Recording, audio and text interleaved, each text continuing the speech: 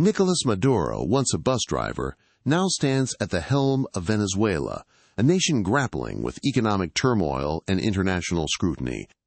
His journey from the streets of Caracas to the presidential palace is a narrative filled with unexpected twists and geopolitical implications.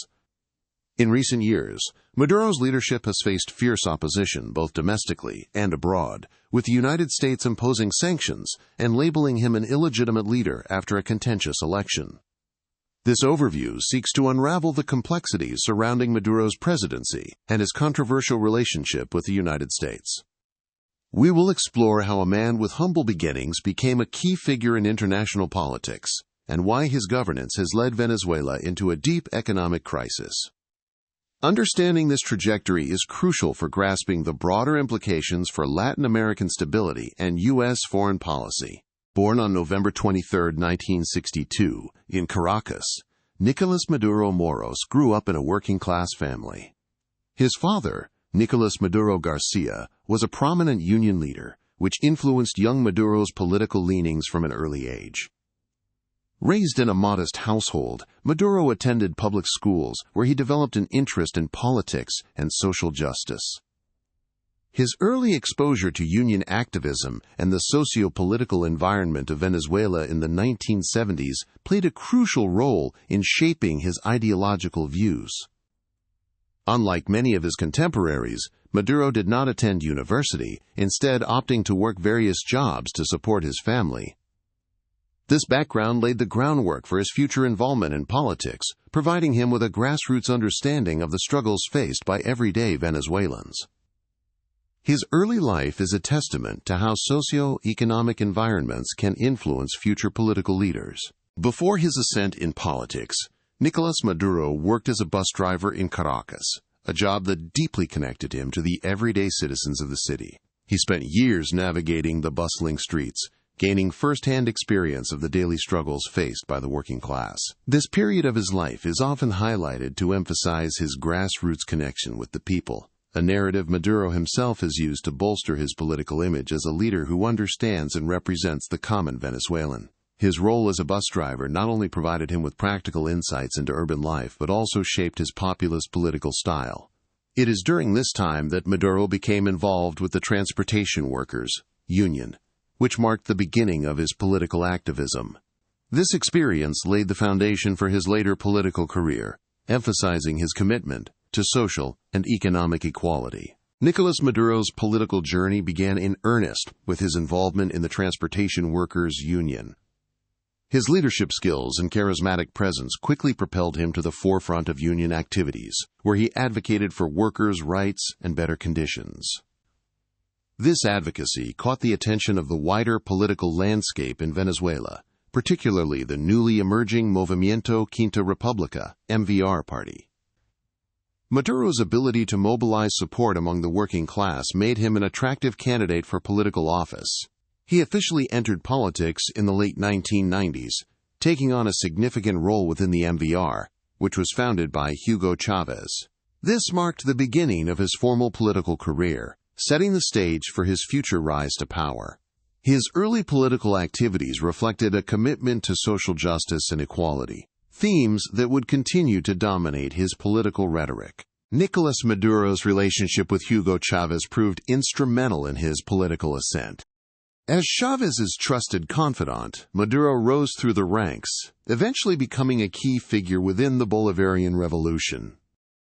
His loyalty to Chavez and the socialist agenda solidified his position within the government, leading to his appointment as foreign minister in 2006. In this role, Maduro played a crucial part in shaping Venezuela's foreign policy, strengthening ties with countries such as Russia, China, and Cuba, while often clashing with the United States.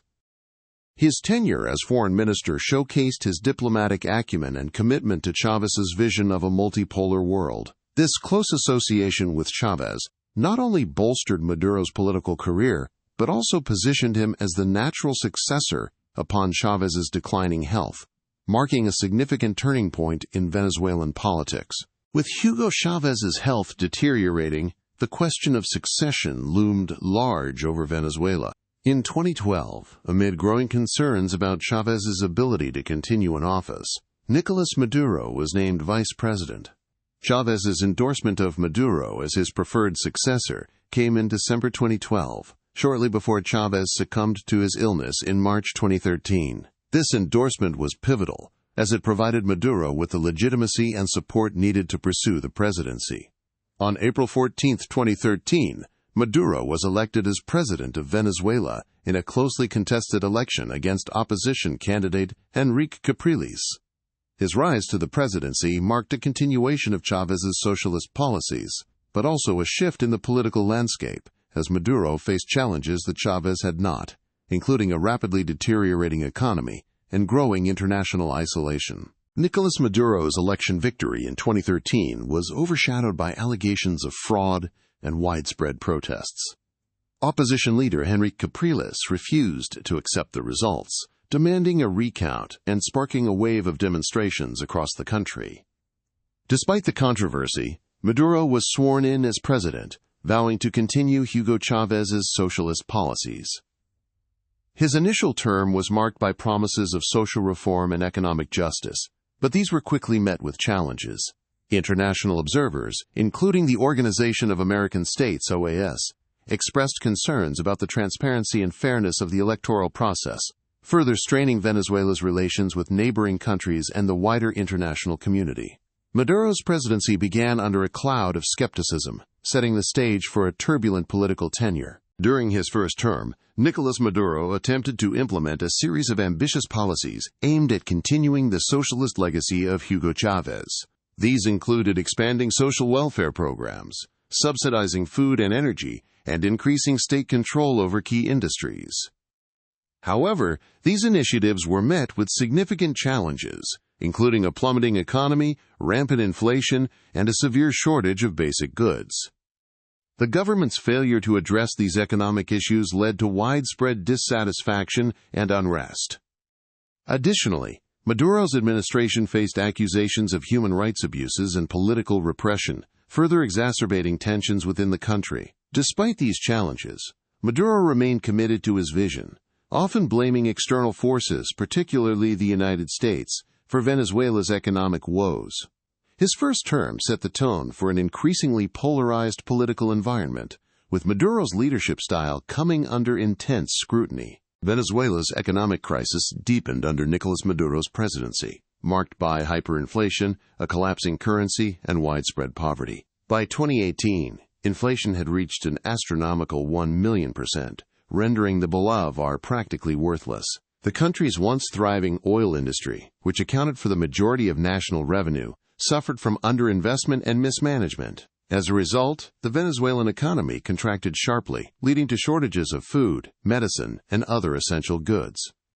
The crisis prompted millions of Venezuelans to flee the country in search of better opportunities abroad, creating a humanitarian crisis in the region.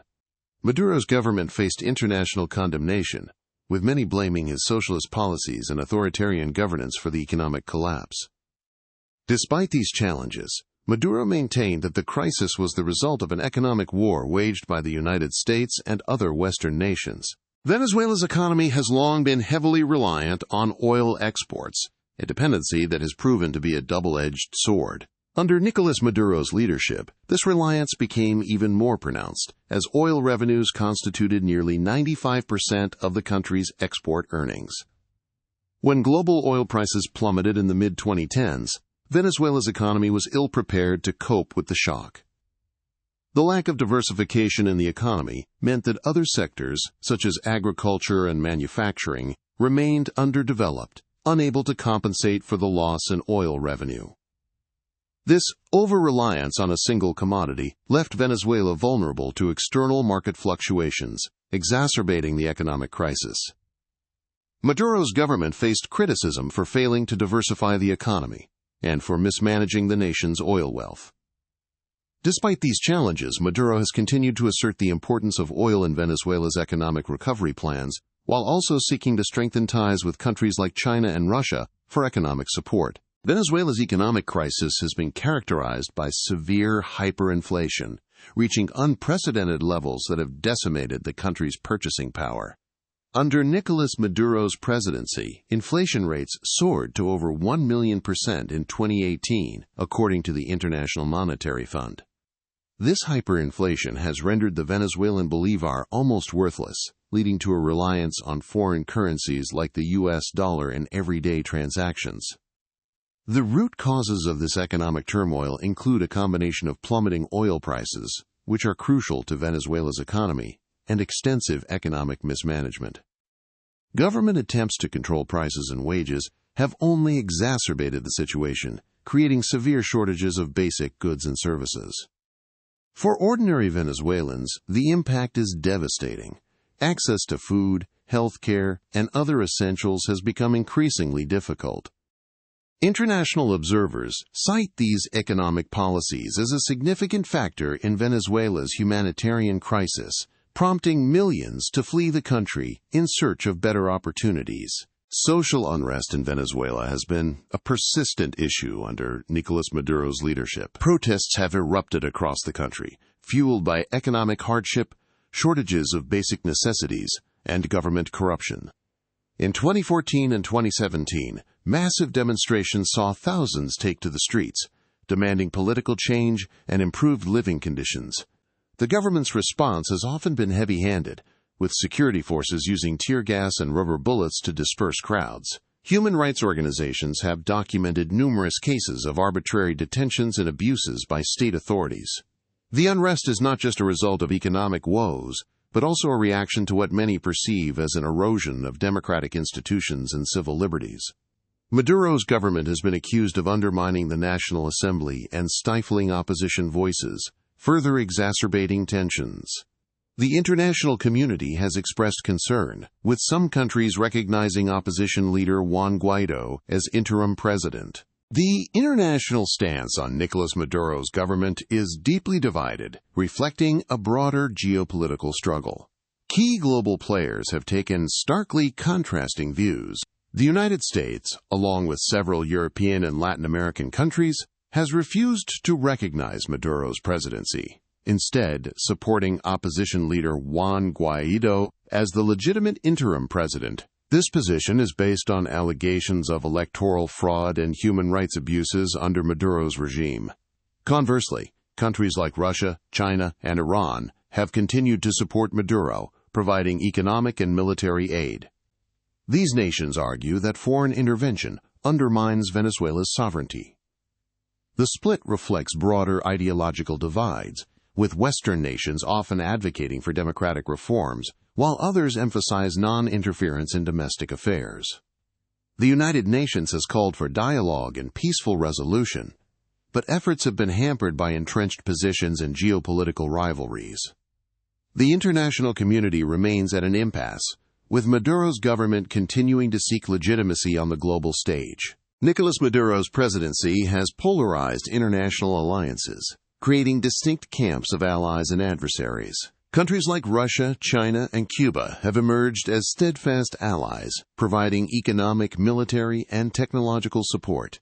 Russia has been particularly influential, offering military equipment and loans to sustain Venezuela's faltering economy. China, though cautious, has invested significantly in Venezuelan infrastructure and oil. Conversely, the United States and its allies, including Canada and several European Union nations, have imposed sanctions aimed at pressuring Maduro to step down. This geopolitical chess game has implications beyond Venezuela, as it reflects broader patterns of power and influence. Allies are drawn to Maduro due to shared interests, ideological alignment, or strategic calculations, while adversaries criticize his authoritarian governance and economic mismanagement. The alliances formed around Venezuela underscore the complex interplay of global politics, where economic interests, ideological beliefs, and strategic positioning shape international relations. U.S. sanctions against Nicolás Maduro's government have been a cornerstone of American foreign policy towards Venezuela. These sanctions, aimed at crippling the Maduro regime's access to financial resources, target key sectors like oil, gold, and finance. The Trump administration intensified these measures, hoping to pressure Maduro into relinquishing power. Sanctions have exacerbated Venezuela's economic woes, contributing to hyperinflation and shortages of essential goods. While intended to weaken the government, critics argue that these measures disproportionately impact ordinary Venezuelans, worsening the humanitarian crisis. The Biden administration has maintained most sanctions, emphasizing the need for democratic reforms and human rights improvements. However, calls for a more nuanced approach have emerged, focusing on targeted sanctions that minimize harm to the populace, while still applying pressure on the regime. Internationally, these sanctions have sparked debate over their effectiveness and ethical implications, as they often become a flashpoint in U.S.-Venezuela relations. Under Nicolás Maduro's leadership, Venezuela has faced intense scrutiny over human rights issues. Reports from organizations like Amnesty International and Human Rights Watch have documented widespread abuses, including extrajudicial killings, arbitrary arrests, and torture. These allegations have been backed by testimonies from victims and investigations by the United Nations. The government's crackdown on dissent and media freedom has raised alarm, with numerous journalists and political activists facing intimidation or imprisonment. The judiciary, perceived as lacking independence, often enforces government directives, leading to further erosion of civil liberties. These human rights violations have prompted international condemnation, with the Organization of American States and the European Union issuing resolutions against Maduro's regime. Despite these pressures, the government maintains its stance, dismissing the allegations as foreign interference. The human rights situation remains a significant barrier to improving Venezuela's international relations and has become a focal point for advocacy groups worldwide. The crackdown on opposition in Venezuela under Nicolás Maduro has been both severe and systematic. Opposition leaders, including Juan Guaidó, have faced harassment, imprisonment, and even exile. Maduro's government has used state machinery to stifle dissent, employing tactics ranging from disqualifying opposition candidates to manipulating electoral processes. The National Assembly, once a bastion of opposition control, has been systematically undermined, with pro-government bodies like the Constituent Assembly assuming legislative powers. This erosion of democratic institutions has been widely criticized by international observers, who argue that it further entrenches authoritarian rule. The crackdown extends to media outlets, with independent news organizations facing shutdowns and censorship. Despite these challenges, the opposition remains resilient, organizing protests and rallying international support. However, the lack of unity among opposition factions and the government's iron grip on power make any significant political change challenging. The situation underscores the ongoing struggle for democracy and freedom in Venezuela. Diplomatic tensions between Venezuela and other nations, particularly the United States, have intensified under Nicolás Maduro's regime. Accusations of electoral fraud and human rights violations have led to a diplomatic rift, with several countries recalling their ambassadors and reducing diplomatic ties. The U.S. has been at the forefront, imposing sanctions and supporting opposition leader Juan Guaidó. In response, Venezuela has expelled diplomats and accused foreign powers of attempting to orchestrate a coup. These tensions have also affected Venezuela's relations with neighboring countries, some of which have struggled to accommodate the influx of Venezuelan refugees. The diplomatic standoff has repercussions beyond the Americas, with global powers like Russia and China backing Maduro, further complicating international relations. Diplomatic efforts to mediate the crisis have been hampered by entrenched positions and a lack of consensus on the way forward. The situation remains volatile, with ongoing diplomatic maneuvers shaping the geopolitical landscape. The dynamics between the United States and Venezuela have been complex and contentious, particularly during Nicolás Maduro's presidency. Historically, relations have been strained due to ideological differences and geopolitical interests. Under Maduro, these tensions have escalated, with the U.S. government labeling Venezuela as a threat to regional stability and imposing a series of sanctions. The U.S. has openly supported opposition movements, further straining diplomatic ties. In response, Maduro has accused the U.S. of imperialistic ambitions and interference in Venezuela's internal affairs. The relationship is marked by a series of diplomatic ebbs and flows, with periods of intense confrontation followed by attempts at negotiation. The situation is further complicated by the involvement of other global powers, making U.S.-Venezuela relations a focal point of international diplomacy. Despite the challenges, both countries have occasionally engaged in dialogue, indicating a potential, albeit fragile, path towards easing tensions. Nicolás Maduro's arrest has been a topic of speculation and intrigue within international circles, symbolizing the deep divisions over his legitimacy as Venezuela's leader. While there has been no formal arrest, discussions about potential scenarios highlight the complexities of international law and sovereignty. The U.S. Department of Justice has indicted Maduro on charges of narco-terrorism, offering a reward for information leading to his capture. This unprecedented move underscores the extent of diplomatic and legal conflict surrounding his presidency. Any attempt to arrest Maduro would have far-reaching implications, potentially destabilizing the region and prompting responses from his international allies like Russia and China. The situation raises questions about the limits of U.S. influence and the role of international bodies like the United Nations in mediating such conflicts. As Maduro continues to govern, the specter of arrest remains a potent symbol of the enduring geopolitical struggles in Venezuela. In a dramatic turn of events, Nicolás Maduro's extradition to the United States has been confirmed, marking a significant moment in international law and diplomacy. The proceedings began after the U.S. Department of Justice issued a request, citing charges of drug trafficking and corruption tied to the Venezuelan government. Extradition was facilitated through diplomatic channels, with Colombia playing a crucial role as the intermediary. This move has sparked a wide array of reactions globally, with the U.S. asserting that this is a step towards accountability for crimes affecting international security and stability. Meanwhile, questions linger about the legal process, given the tense relations between the U.S. and Venezuela, and the implications this might have on bilateral engagements and regional politics.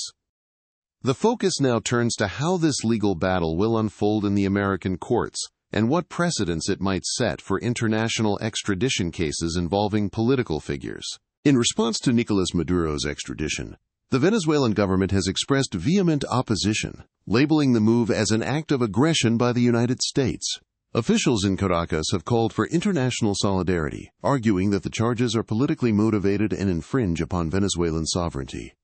Statements from the Venezuelan Foreign Ministry emphasize their view of this as a violation of international norms and an attempt to destabilize the country's political landscape. Meanwhile, supporters of Maduro have taken to the streets in protest, demonstrating significant public discontent.